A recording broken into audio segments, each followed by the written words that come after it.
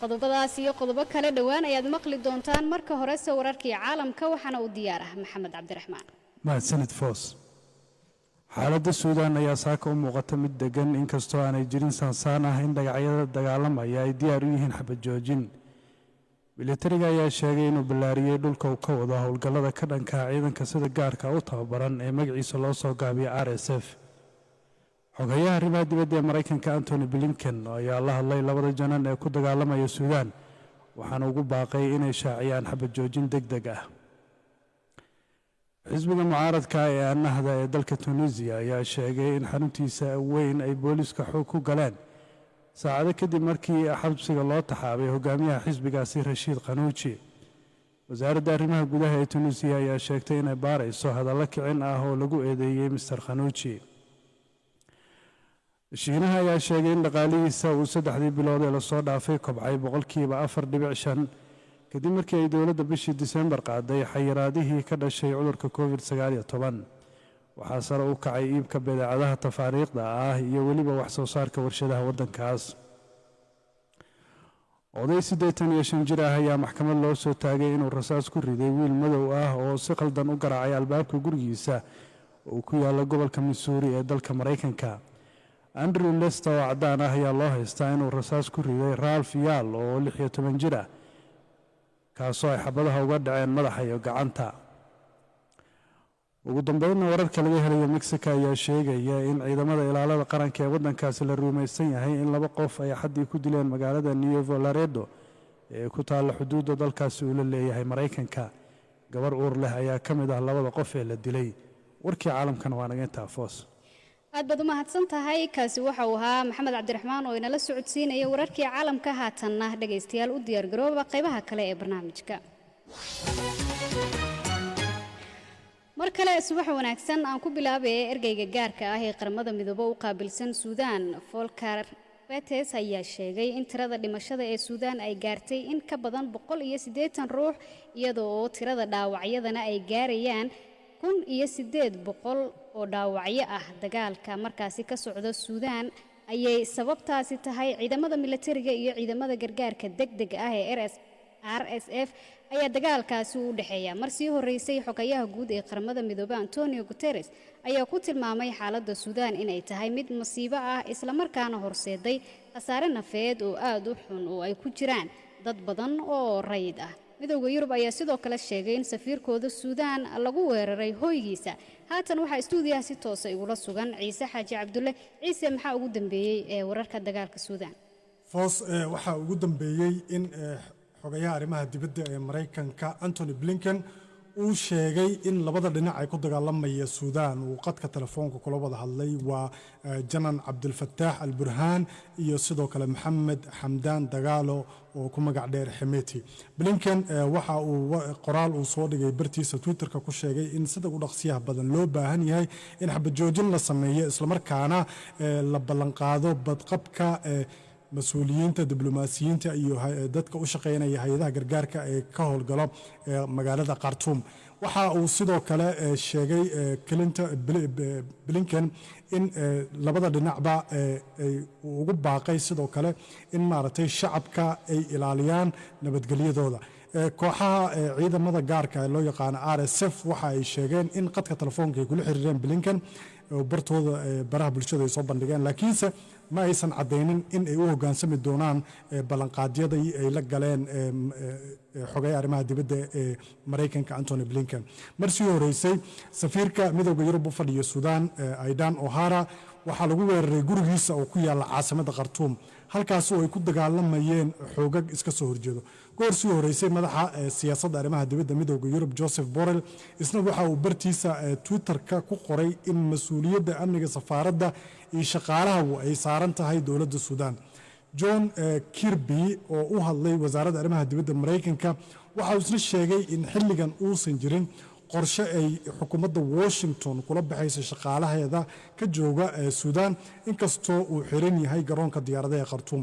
urgoboleedka IGAD ayaa wada qorshe uu Khartoum ugu diraya madaxweynayaasha Kenya, Djibouti iyo South Sudan si ay u dhexdhexaadiyaan dhinacyada. maantana ayaa la filayaa in wafdiyada qaarkood ay gaaraan magaalada Khartoum oo wada hadallo ay la yeeshaan labadan dhinac ay ku dagaalamaya dagaalada labadan janan RSF iyo kuwa militariga Sudan waa Cabdilfataax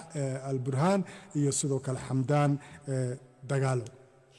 aad baad u mahadsan tahay Ciise Xaaji Cabdulle oo inala socodsiinayay wararkii ugu dambeeyay ee Suudaan ayuu kaasi ahaa. isla wararka Suudaan ayaynu weli ku guda jirnay xaaladda magaalada caasimadda ah ee Khartoum xalayto waxay ahayd mid degan iyadoo wadooyinka caasimadda lagu arkayay gaadiidka dagaalka oo tuban. Cabdiraxmaan Shangax oo ku sugan Suudaan ayaa iiga waramay anigoo marka hore weydiiyay waxa isbedelay saacadihii ugu dambeeyay. xaaladda markaasi caasimadda Khartoum saacadihii hadda soo dhaafay waxa ka jiray yani deganaansho markaasi ku meel gaar ah laakiin hadda warbaahinta localka waxay sheegaysaa in kahormaadyadu mar kale dib ugu bilowdeen aaga marka airportka. Cabdiraxmaan wararku waxay sheegayaan in wadooyinka waaweyn ee magaalada qaarkood lagu arkayo gaadiidka dagaalka iyo taangiyo taa bal sawir guud inaga sii xaaladda guud ee magaalada. hoos waxa magaalada la dareemayaa aagag badan oo magaalada markaasi lagu kala adkaaday oo ugu badnaadeen in ciidamada militariga ay sheeganayaan inay ku adkaadeen si xarumaha muhiimsan ee caasimadda Khartoum. taasi ayaana keentay deganaanshiyaha ilaa hadda marka kuweelgaarka loo dareemayo caasimadda. taangiyada qaar ee baabuurta weyn oo ciidamada militariga banaanka ay soo baxeen dooyinka ayayna yaalaan. Cabdiraxmaanow maadaama ay dadku inta badan guryaha ku jiraan oo dhaqdhaqaaq xagga banaanka ah uusan jirin sidee sahayda lagu gaarsiin karaa ama sidee adeegyada banaanka ay uga baahan yihiin shacabku ay u heli karaan? caasimadda meelaha qaar meelihii maanta lagu dagaalamay si marka meel gaar ah waxa uu bilaawday isku socodka marka gawaarida laakiin ciidamada marka militariga ilaa hadda waxay shacabka ku boorinayaan inay marka sugnaadaan guryahooda ilaa marka ay sheegeen laga soo afjaraya marka xoogaga marka gargaarka degdeg ah. ilaa hadda waxay sheegayaan ciidamada inay dadka guryaha ku sugnaadaan ay muujiyaan yani taxadar deganaansho. ilaa hadda ma jirto meelo maaragtay ama suuqyo lagu baxa ma jirto dadka guryaha ayay ku sugan yihiin. Cabdiraxmaan marka dadku maxay qorsheynayaan haddii xaalku sidan uu sii cakirnaado? wallahi dadka ayaa sida caadiga ah dadka waxay arrintan ka muujinayaan walaac waxa marka zaabta siyaasadeed waxay markaasi ka dalbanayaan beesha caalamka in arrinkan la soo fargeliyo. waxay sheegeen in caasimadda Khartoum waxa ugu darnaatay eeba ka jirta xaalad markaasi bini'aadanimo aan la socon shalay ay ahayd markii meel ka mid ah xarumaha ugu waaweyn dalkan ee biyaha marka laga kontrolo gaarooyin soo gaareen. meelaha qaar maanta waxaa arkay markay inay biyo la'aan ka jirto korontada sidoo kale meelaha qaar waxa maalinkii uu dagaalka bilowday oo sabtigeed ilaa hadda way ka maqan tahay meelaha qaar hadda soo laabteen. marka arrinta ayaa ka muujiyeen zaabta siyaasadeed walaac waxayna markaasi beesha caalamka ay ka dalbadeen inay markaas soo fargeliyaan. aan kugu daro foos hogaamiyaha ciidanka gargaarka degdega loo yaqaano wuxuu laba statement uu soo saaray ee soo dhigay bartiisa Facebook iyo Twitterka wuxuu markaasi beesha caalamka kaga dalbaday inay arrinta soo fargeliyaan. waan gartay dhinaca ardayda Soomaalida ee ku nool dalkaasi gaar ahaan magaalada caasimadda ah ee Khartoum marka aynu u soo noqono waa sidee xaaladooda goobihii ay wax ku baranayeen iyaguna waa sidee? ardayda Soomaaliyeed ee ku sugan caasimadda ilaa hadda maaragtay waa kuwa bad qaba ma jiro wax khasaarooyin soo gaaray. ardaydu waxay ku sugan yihiin guryaha ay markaasi ay degan yihiin hadday noqoto aaga jaamacadaha kuwa ku jiro iyo hadday noqoto hareeraha markaasi jaamacadda jaamacadii dhiganayaan waxay leeyihiin service-kii adeegyada u baahnaayeen oo gudaha jaamacadaha waxaa siinaya jaamacadii siinaya hadday noqoto cuntada anfurka iyo suxuurta kuwa kalena markaasi waxaa mararka qaar caawinaya oo loogu geenaya maaragtay guryaha degan yihiin wixii markaasi ay u baahdaan oo markaasi adeega. laakiin ardayda waa kuwa marka nabad qabo dagaalada socda wax khasaare ma soo gaarin ilaa hadda attentionka ardayda waa mid sareeyo. waxaa loo sameeyay meelo ay ku wada xiriiraan oo marka safaaraddu garwadeen ka tahay haddii ay markaasi wax dhib u qabsado. ugu dambeyn Cabdiraxmaanow shacabka reer Suudaan waa sidee xaalkooda ma nagaashiyo ay weli rajaynayaan mise barakac ayaa ka socda gudaha dalka? meelaha qaar magaalada waxaa ka socda barakac meelaha qaarna waxaa maaragtay dadka qaar meelaha qaar magaalada waxaa arkayaa in shacab weynaha reer Suudaan ay ka qaxayaan ay ka baxayaan caasimadda waxaa ugu badnaatay aaga loo yaqaan Umdurmaan iyo Bahri. meelaha qaar dadka waxay isaga jiraan weli guryahooda dadka waxay muujinayaan niyad-jab weyn iyo in xaaladda ay marba marka si dambeysay sii qasan tahay. sala socon isbitaalada wala buux dhaafiyay ma la yaqaano halkay ku biisho doonto xaaladda guud ee caasimadda dalka Suudaan oo ah meesha markaasi ugu daran ee dagaalada ka socdaan. aad buu u mahadsan yahay cabdiraxmaan shangax ayuu ahaa oo iiga waramayay xaaladda rasmiga ah ee haatan ee suudaan. dhanka kale isbarbardhig lagu sameeyey awoodda ciidamada militariga ee suudaan iyo kuwa gargaarka degdega ah ee dagaalku dhex marayo ayaa u muuqda kuwo isu dhow iyadoo haatan dagaalku dhinacay awooddiisa u badan tahay. balse ugu horeyn maxaan ka naqaanaa ciidamada gurmadka degdega ah ee loo yaqaano RSF? waxaan su-aashaasi weydiiyey korneyl cabdulaahi macow oo ka faalooda arrimaha ciidamada. ciidankan awooddiisu waxa ay gaarsiisan tahay waxa waa ilaa 100,000 oo ciidan waaye badankoodana waxa ay ka yimaadeen muxuu ahay zoonkaas deegaanada Darfur ay ka yimaadeen oo waqooyiga Suudaan ay badankooda maarta laga qoray meeshaas ayaa maarta lagu tababaray oo ciidan ay ku noqdeen laakiin markii dambe dalka ay ku soo faafteen ay ku haysteen muxuu ahay saldhigii ay ku haysteen Khartoum iyo Omdurman muxuu ahay magaalooyin kale oo aad u fara badan koonfurta Suudaan ay maarta sida ciidanka militariga oo kale ay u hubaysan yihiin waxayna haystaan ilaa 10,000 oo ku jira dabaabaad iyo dagaalamo marka ciidan oo waxa way u tababaran sida muxuu ahay commandos ku tababaran. isbarbardhigga awoodda ciidankan gurmadka degdega ah iyo militariga Suudaan dhaqaalahooda bal si guud sawir inooga sii. dhaqaale ahaan haddii la yiraahdo Hamdaan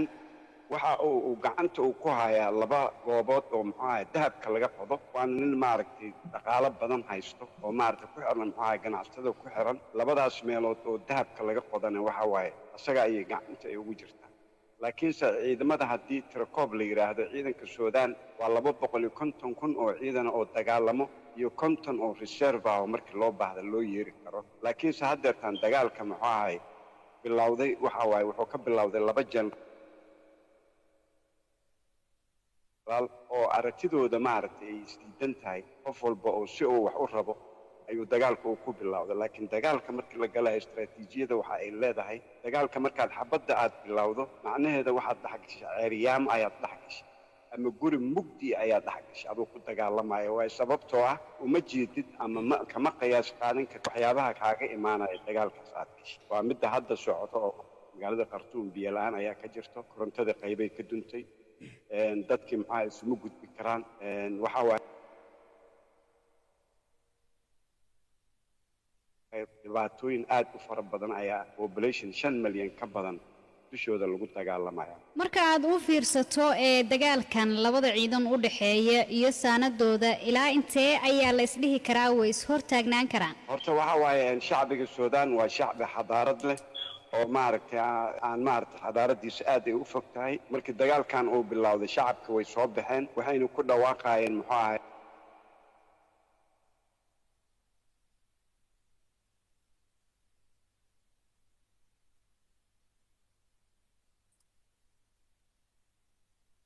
ميليتري مدى iyo shacab mid جيش الواحد شعب الواحد جيش الواحد شعب الواحد marka waxa waaye dadkii aqoon-yahanka ah oo Suudaaniyiin tahay macallimiintii oo dhan aad ay uga soo horjeedaan laakiin dagaalkaani ma ahan mid sii fogaan doono waxa waaye waa dagaal maaragtay xataa hadda qaybo ka mid ah oo maaragtay ciidamadan gurmadka oo la qabtay oo iyagoo dagaalamaya maxbuus ahaan loo qabtay saraakiishu way u yimaadeen waxay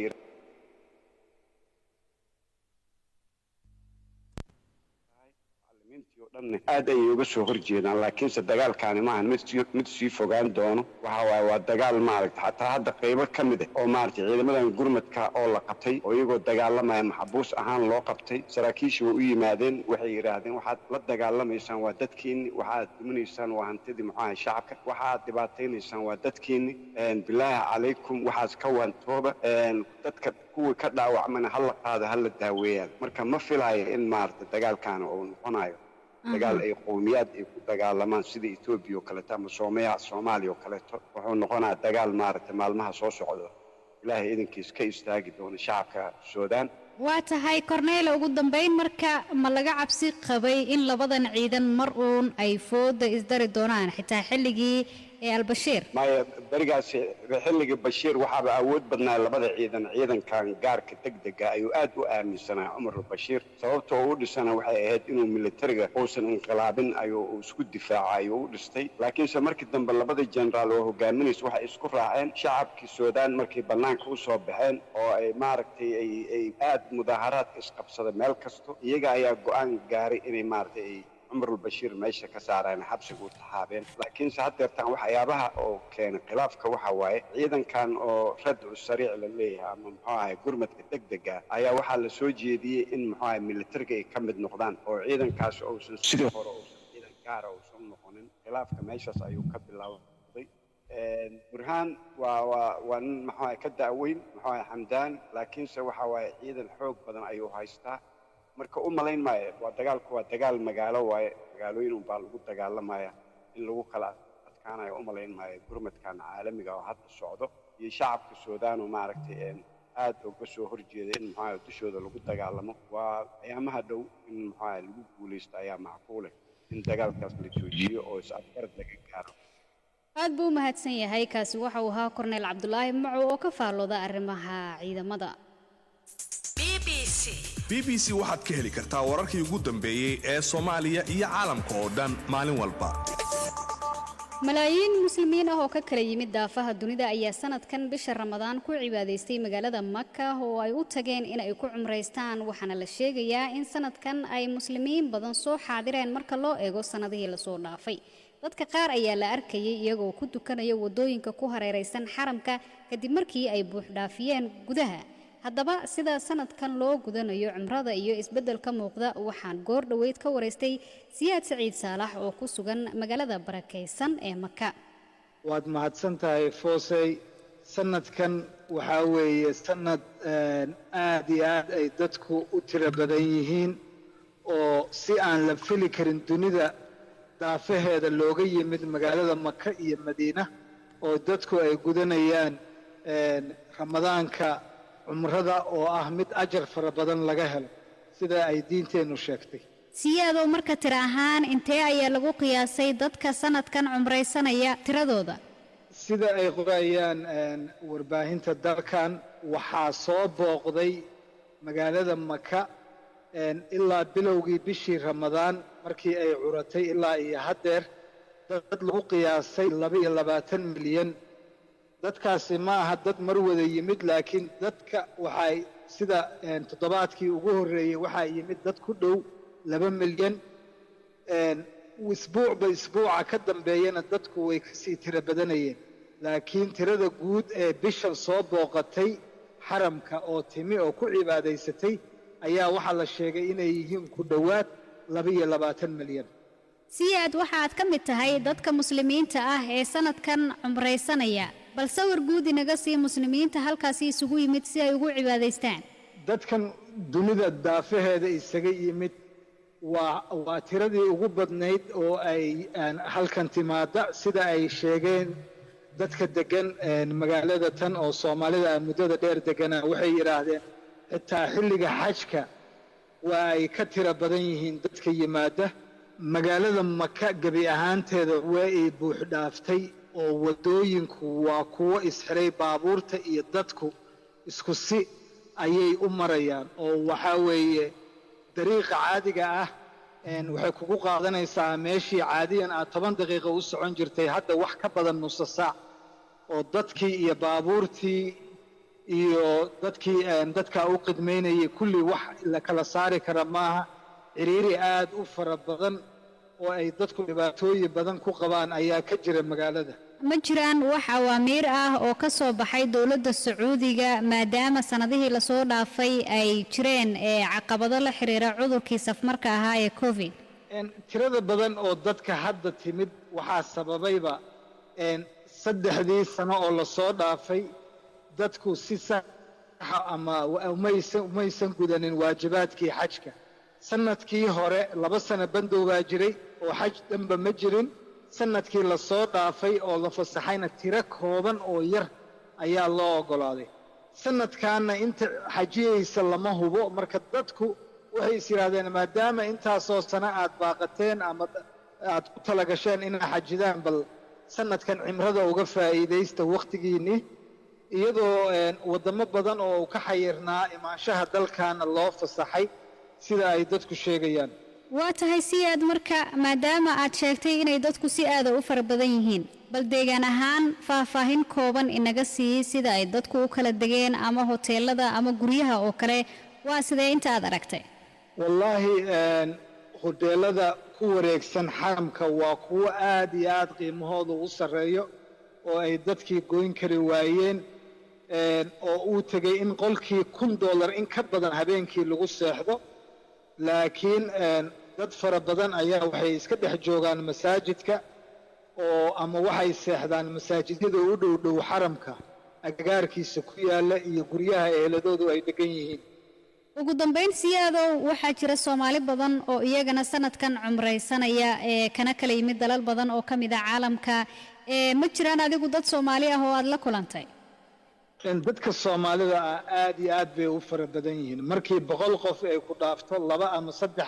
Soomaali ayaa la kulmaysaa marka aan isugu nimaano goobaha maqaayadaha ah oo aan isweydiino halkee ka timid waxaan ka imi Australia waxaan ka imi Mareykanka Soomaaliya Kenya Ethiopia wadan ama dal oo Europe oo kale Ingiriiska Mareykanka iyo Ingiriiska waa dadka ugu badan oo qurbaha oo sanadkan yimid waxaana wax cajiib ah in ay u badan yihiin dhalinyaro oo waagii hore cimrada iyo xajka waxa iman jiray dadka waaweyn kaliya laakiin sanadkan waxaad arkaysaa dhalinyaro aad u fara badan inay aad u soo buux dhaafiyeen aad buu mahadsan yahay kaasi waxa uu ahaa Siyaad Saciid Saalax oo ku sugan magaalada barakeysan ee Makka isla markaana iiga waramayay arrimaha cumrada iyo dadka tiradooda intay leeyihiin ee sanadkan soo xaadiray ee cumrada warbixinada kale hadii aynu u gudubno warbixin ka soo baxday Uganda ayaa sheegaysa in ay si weyn u kordheen xadgudubyada galmada ee caruurta iyo uurka ay qaadaan hablaha ay da'doodu aad ka u yar tahay xaaladan ayaa ah mid aad u daran oo ka taagan waqooyiga dalkaasi halkaasi oo ay ka dhaceen kacdoonno arxan darro ah oo uu hogaamiye kooxeedka caanka ah ee Joseph Kony BBC Africa ayaa u tagtay baaritaan warbixinta laga soo diyaariyayna waa kan aadan maxamed cabdi saalimiin oo soo jeedinaya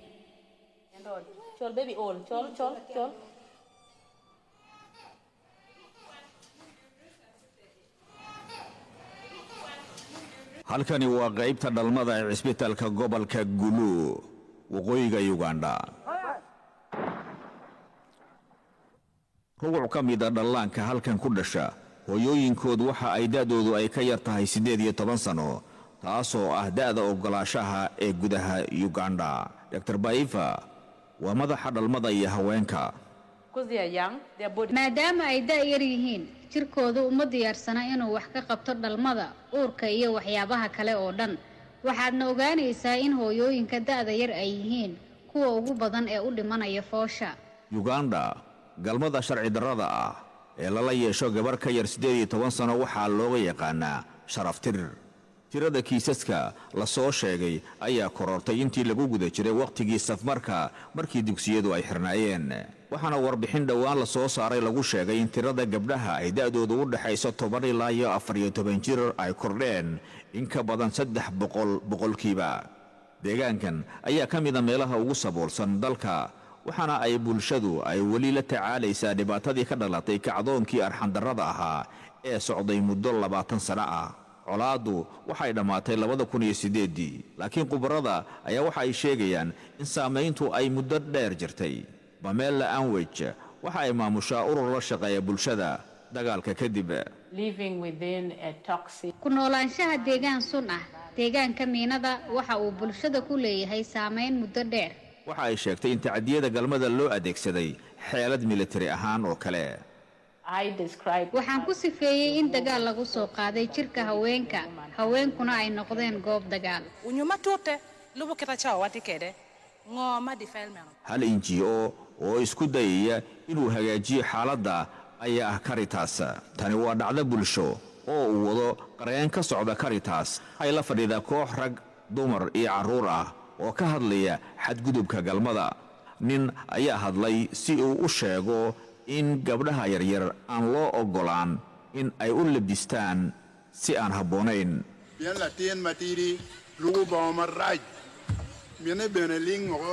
Eunice waxa ay ku kortay halkan waxaana ay sheegtay inay adag tahay in la bedelo dabeecadaha si la saleeyay I saw so many children getting defiled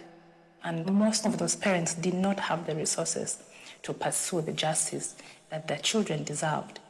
Eedaysanaha kiiskan waxa uu xirnaa muddo 6 bilood ah balse weligiis maxkamad laguma soo ogin. I think it says a lot why waxaan arkay carruur aad u badan oo la sharaftirayo. waalidiintaasi intooda badan ma haystaan dhaqaale ay ku raadinayaan cadaaladda ay carruurtooda u baahan yihiin. that is what happens. cid lagu tuunsan yahay kiiskan Afrika ay baartay weli dacwad laguma soo ogin. It's at all levels, even at ministries level. We have laws on defilement, we have laws on incest, but somehow again people just go behind the law and there are cases which have been prosecuted, but the number is not high. Boolisku waxay qirteen dhibaatooyin la xiriira sida loo maareeyo kiisaska qaar, laakiin waxa ay beeniyeen in musuqmaasuqu uu baahay.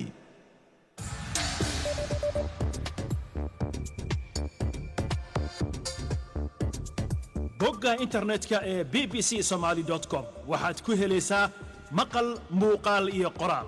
wararkii ugu dambeeyay ee caalamka iyo Soomaalida. sida ay u dhacayaan, halka ay ka dhacayaan iyo saamaynta ay leeyihiin. bbcsomali.com waxa ka go'an daqiiqad kasta soo gudbinta warar la hubo, waraysiyo, warbixinno iyo macluumaad aqoon kororsi ah. haddaba si aad u hesho adeegyadaasi si fudud abka BBC Somali ugala soo deg Google Play ama App Store-ka.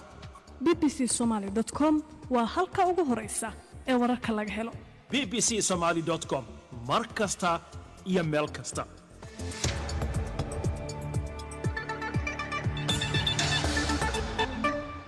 waa hagaag dhagaystayaal, barnaamijka subaxnimo ayaad weli si toos ah u dhageysanaysaan inagoo isla soo gaarnay qaybihii dambe. aynu u weecanno wararka ciyaaraha ee kooxda kubadda cagta ee Liverpool ayaa ku durdurisay Leeds United oo nus darsan goolal ah ay kaga adkaadeen kulan ka dhacay Elland Road oo ay Reds dib ugu soo nooleysatay rajada ah inay u tartanto afarta sare inkasta oo ay weli fadhiyaan kaalinta 8aad. Leeds United ayaa u indhaguduudisay Liverpool 30 daqiiqadood ee ugu horeysay oo ay u diideen in lagu helo wax fursado ah, isla markaana ay ku qaadeen weeraro halis ah kuwaasi oo uu ka dhiidhiyay goolhaye Alisson Becker. ugu dambeyn ciyaarta ayaa ku soo idlaatay 1-6 oo ay Liverpool kaga adkaatay Leeds.